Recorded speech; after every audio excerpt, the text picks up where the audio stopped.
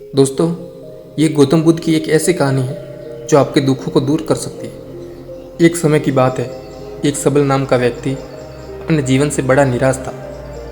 उसकी निराशा का कारण यह था कि वह अभी तक कुछ नहीं करता था।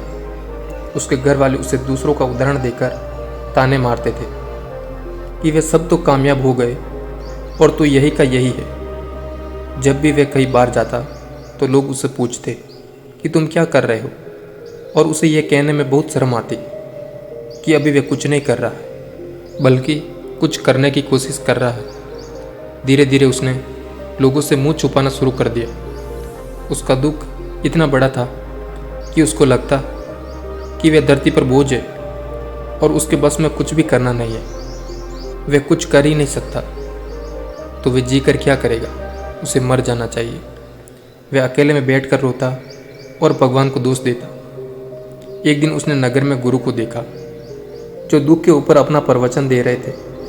गुरु ने कहा, दुख एक गुरु की तरह होता है, जो आपको जीवन के बारे में समझाता है और बताता है या आपको सही से जीने का तरीका देता है। आप चाहे तो दुख रूपी गुरु से जीवन जीना सीख सकते हैं या दुख में डूबकर बैठकर रो सकते हैं। सबल भी ये बातें सुन रहा था। उसने गुरु से कहा, दुख कुछ सिखा कर नहीं जाता, बल्कि पीड़ा देकर जाता है। दुख की पीड़ा अनंत होती है। ऐसा लगता है कि उसके बाद कुछ नहीं मिलने वाला, कुछ नहीं होने वाला। मृत्यु भी उसके सामने कम लगती है। गुरु ने कहा, क्या दुख है तुम्हें? सबल ने अपनी सारी परेशानी गुरु को बताई और कहा, क्या मेरे दुख का आपके पास कोई समाधान है?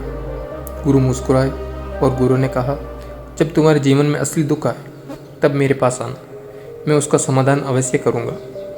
यह कहकर गुरु वहाँ से चले गए। सबल ने सोचा, क्या मेरा दुख असली नहीं है?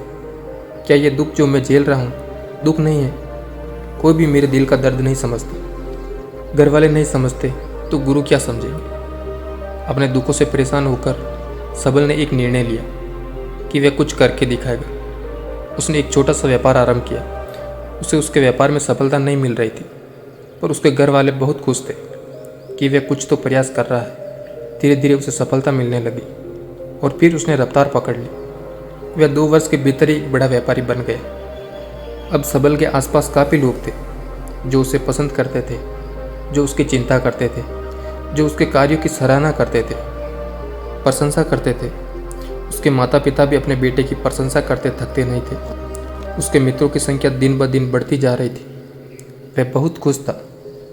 अपनी ज़िंदगी में पड़ोस के कुछ मित्र ने उसे समझाया कि वह बड़ा व्यापारी बनकर इतना खुशी रह सकता है। तो सोचो, अगर तुम इस नगर के, इस राज्य के सबसे बड़े व्यापारी हो जाओ तो कितना सुख होगा। तुम्हारे पास कितने लोग तुमसे जुड़ेंगे, कितना यश तुम्हारा फैल जाएगा। सभी राजा भी तुम्हारी तारीफ करेंगे और ज़रूरत पड़ने पर तुमसे ही धन उधार लेंगे। ये बात सबल के मन में बैठ गई और अब वे और अधिक प्रयास करने लगे। लेकिन ये सब कुछ उसे बहुत जल्दी चाहिए था। ज़्यादा समय इसमें वह बर्बाद नहीं करना चाहता था। इसलिए उसने ऐसे कार्य किए जो उचित नहीं थे। उसने बहुत बड़ी मात्रा में धन उधार लिया, अपने मित्रों से लिया। ज़्यादा मुनाफे कमाने के चक्कर में अपने माल की गुणवत्ता खराब कर दी। उसके मित्र जैसे समझाते गए वे वैसा करता गया। दूसरे व्यापारी के खिलाफ षड्यंत्र भी रचे। अब उसके जीवन का सुकून कहीं चला गया था। उसे रातों को नींद नहीं आती थी। वह हमेशा कुछ उधेड़-बुन में लगा रहता था। सुख साधन की सारी वस्तु होने के बाद भी उसे किसी में सुख नहीं मिल रहा था। एक दिन सबल अपने रथ में बैठकर एक मार्ग से जा रहा था। रास्ते में उसने गुरु का आश्रम देखा। वह गुरु के पास पहुंचा और कहा, गुरुदेव, आपने कहा था कि असली दुख हो तो मेरे पास आना। मेरे जीवन में बहुत दुख है, मैं रात को सो नहीं पाता। सबल गुरु को अपनी सारी बात बताई। गुरु ने कहा, जब तुम पहली बार मिले थे तब भी तुम किसी दुख में थे। उस दुख से तुमने क्या सीखा? सबल ने कहा, मैंने सीखा कि केवल सोचने मात्र से कुछ नहीं होता। अपनी सोच को साकार करने के लिए कर्म करना पड़ता है, और केवल कर्म करने से कुछ नहीं होता। कर्म को अंतिम पड़ाव तक ले जाना आवश्यक होता है। चाहे रास्ते में कितनी भी बाधाएं आए, कितनी भी निराशा आए, चाहे ऐसा क्यों ना लगे कि अब कुछ नहीं होगा, तब भी ये मानकर कि जो कार्य मैं कर रहा हूँ मैं इसमें सफल होकर ही रहूँगा। लोग केवल सफल व्यक्ति को ही महत्व देते हैं, बाकी सब चाहे कोई कितना भी अच्छा क्यों ना हो इस दुनिया के लिए वो बोझ ही कहलाता है। गुरु मुस्कुराए और गुरु ने कहा, जब तुम्हारे जीवन में असली दुख आए तब मेरे पास आना, मैं उसका समाधान अवश्य करूँगा। सबल ने गुरु को एक गड्ढा भेंट किया जो सोने के सिक्कों से भरा था। गड्ढे को देखकर गुरु ने कहा, इस गड्ढे को वह उस पेड़ के नीचे गड्ढा खोद कर दबा दो, ये मेरी किसी काम का नहीं है। सबल ने ऐसा ही किया और वहाँ से चला गया। धीरे धीरे सबल को व्यापार में घाटा होने लगा। उसकी धन संपदा धीरे धीरे घटने लगी और एक समय ऐसा आया जब उसके पास बहुत कर्जा हो गया, पर वह निश्चिंत था क्योंकि कर्जा उसके मित्रों के द्वारा ही उसे दिया गया था। वह सोचता था कि उसके मित्र उसके बुरे समय में उसका साथ देंगे, पर ऐसा कुछ नहीं हुआ। सबसे पहले मित्रों ने ही अपना उधार धन उससे वापस मांगना शुरू कर दिया। ना देने पर जान से मारने की धमकी भी दी।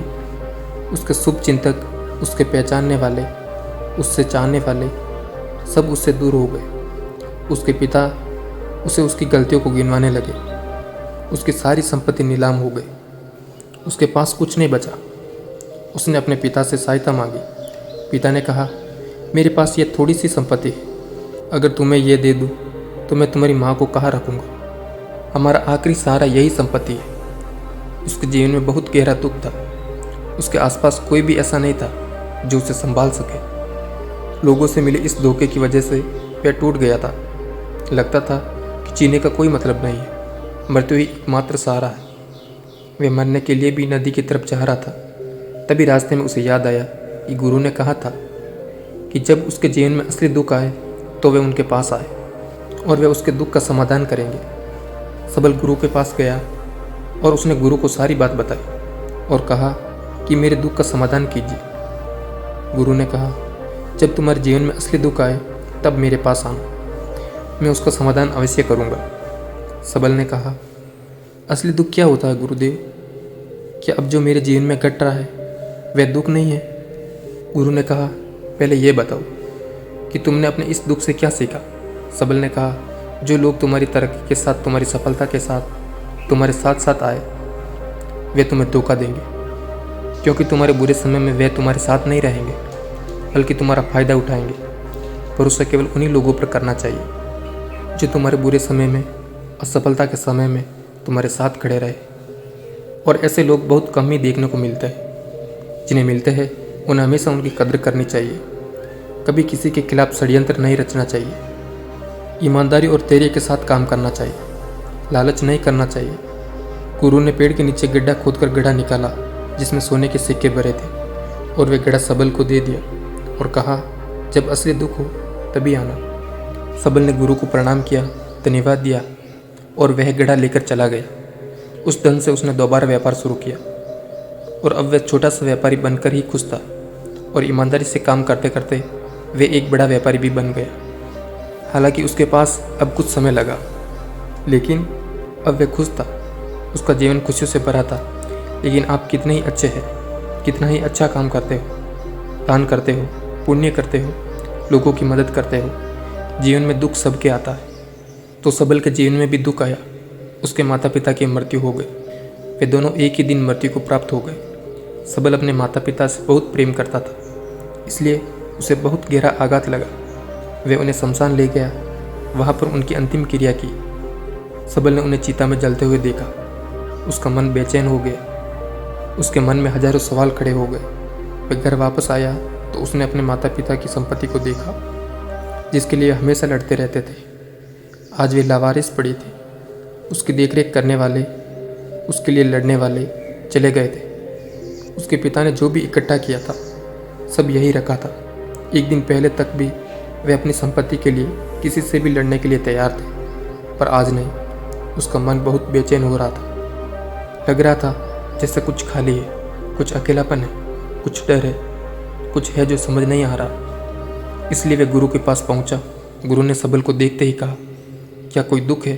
सबल ने कहा, जीवन में वैसे तो कोई दुख नहीं है गुरुदेव, सब ठीक है, सब सुख है, पर आज मेरे माता पिता की मृत्यु हो गई और मेरा मन बहुत दुखी है। गुरु ने कहा, इसमें दुखी होने वाला क्या बात है? एक दिन सबके प्रियजनों को मर जाना है। जीवित तो या कोई नहीं रहा और ना ही कोई रहेगा। तुम भी एक दिन मर जाओगे। हो सकता है कल, आज या अभी तुम मर सकते हो।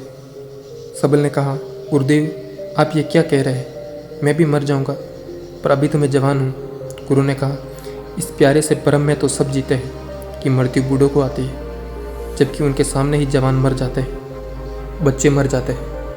मृत्यु का किसी की उम्र से कोई लेना देना नहीं है। गुरु के मुख से ये बात सुनकर सबल वहाँ से चुपचाप चला गया और उसका मन जैसे ही बेचैन हो गया। वह कुछ खालीपन सा महसूस कर रहा था।